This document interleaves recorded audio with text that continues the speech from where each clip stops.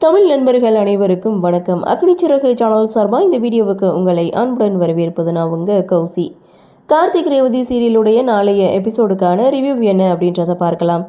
எபிசோடை பொறுத்த வரைக்கும் ஃபர்ஸ்ட் சீன் மகேஷ் மாயா இவங்க 2 பேரும் வீட்டில் ரொமான்ஸ் பண்ணிகிட்டு இருக்காங்க. அந்த சமயம் பார்த்து ரேவதி மகேஷ்க்கு கால் பண்ண, நாளைக்கு பந்தக்கால் நடுற ஃபங்க்ஷன் இருக்குது, மாமா கால் பண்ணி சொன்னாரான்னு சொல்லி கேட்க, சொன்னார் அப்படின்னதும் சரி சீக்கிரமாக வந்து சேருங்கன்னு சொல்லி ஃபோனை கட் பண்ணுறாங்க. அப்போது மாயா மகேஷ் கிட்ட சொல்கிறது, ரேவதினால தான் நம்மளுக்கு பணக்கார வாழ்க்கை கிடைக்க போகுது.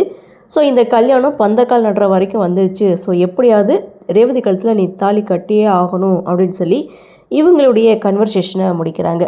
அடுத்து அப்படின்னு பார்க்கும்போது சந்திரா அவருடைய கணவர் சிவனாண்டிக்கு கால் பண்ணுறாங்க. ஸோ இங்கே அந்த கலசத்தை திருடின விஷயம் அந்த டிரைவருக்கு தெரிஞ்சு போச்சு. ஆனால் வீட்டில் நான் தான் திருடினேன்னு சொல்லாமல் இந்த வீட்டில் இருக்கவங்க தான் ஹெல்ப் பண்ணியிருக்காங்கன்னு மேலோட்டமாக சொல்லியிருக்கான் அப்படின்னு சொல்லி ரொம்பவே பயந்து போகிறாங்க. அந்த டிரைவர் தான் நம்மளுக்கு பெரும் பிரச்சனையாக இருக்கான், தலைவலியாக இருக்கான் அப்படின்னு சொல்ல, அவனை வெளியில் அனுப்ப நிறைய சந்தர்ப்பம் கிடச்சும் ஆனால் அவனை வெளியில் வந்து அனுப்ப முடியலை. ஆனால் அவன் ஏதோ ஒரு திட்டத்தில் தான் இந்த வீட்டுக்குள்ளே நுழைஞ்சிருக்கான்.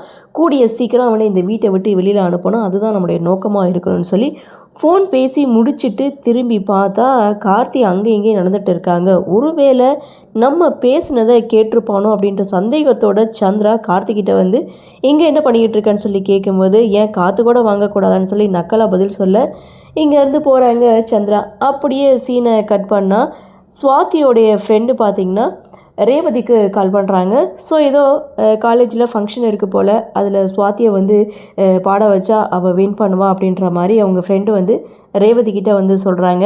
ஆனால் ரேவதி அந்த விஷயத்த சுவாதி என்கிட்ட சொல்லலையே அப்படின்னு சொல்லும்போது, கண்டிப்பாக அவள் கலந்துக்கிட்டானா அவள் தான் ஃபஸ்ட் ப்ரைஸ் வின் பண்ணுவா, ஆனால் என்ன ரீசன் தெரியல அவள் கலந்துக்கலை அப்படின்னு சொல்லும்போது, கண்டிப்பாக அந்த போட்டியில் அவள் கலந்துப்பான்னு சொல்லி ஃபோனை வைக்கிறாங்க. அடுத்த செகண்ட் ரேவதி இதை பற்றி தன்னுடைய தங்கச்சிக்கிட்ட போய் கேட்குறாங்க.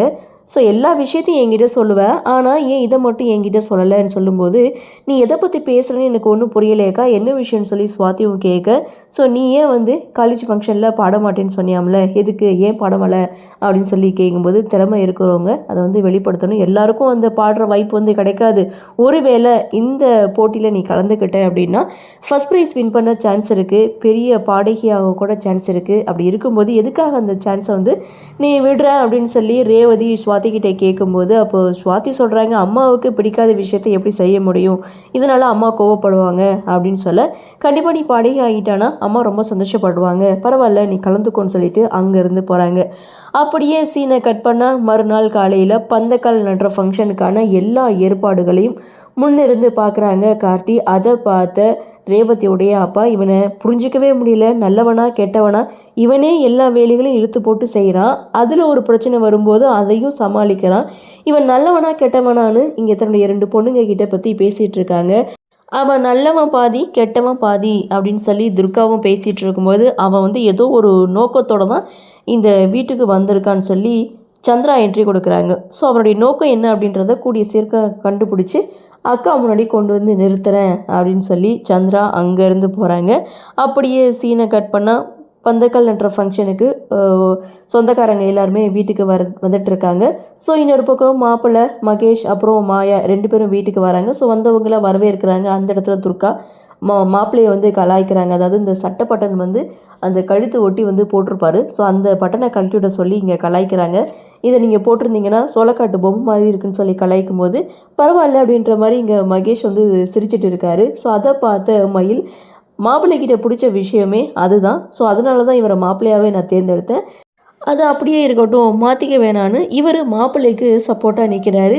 ஸோ என்ன நீங்கள் மாப்பிள்ளையை கலாய்க்கிறீங்க அப்படின்னு சொல்லி பந்தக்கால் நடுறதுக்கு வெளியில் வராங்க. ஸோ அதற்கான எல்லா ஏற்பாடுகளையும் கார்த்தி முன்கூட்டியே செய்து வச்சுட்டாரு.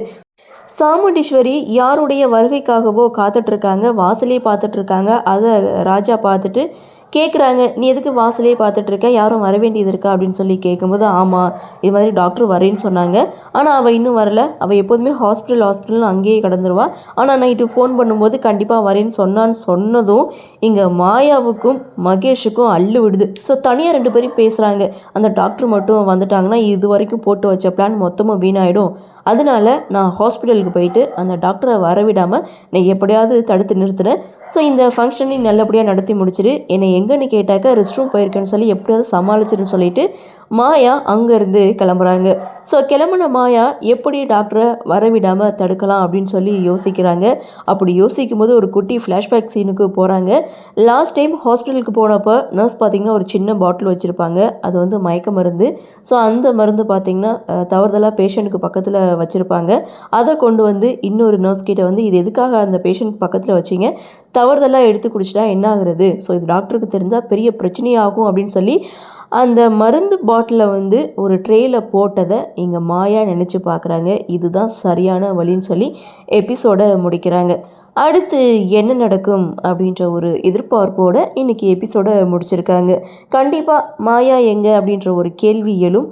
கார்த்தி அதை நோட் பண்ணுவாரா, அதே சமயம் டாக்டர் வரல அப்படின்றதையும் அவர் கவனிப்பாரா அப்படின்ற ஒரு எதிர்பார்ப்போடு இந்த எபிசோடை வந்து கொடுத்துருக்காங்க. ஸோ பார்க்கலாம் அடுத்தடுத்து என்ன மாதிரியான சுவாரஸ்யத்தோடு கதைகளை நகர்வை கொண்டு வராங்க அப்படின்றத நாமளும் பொறுத்திருந்து பார்க்கலாம்.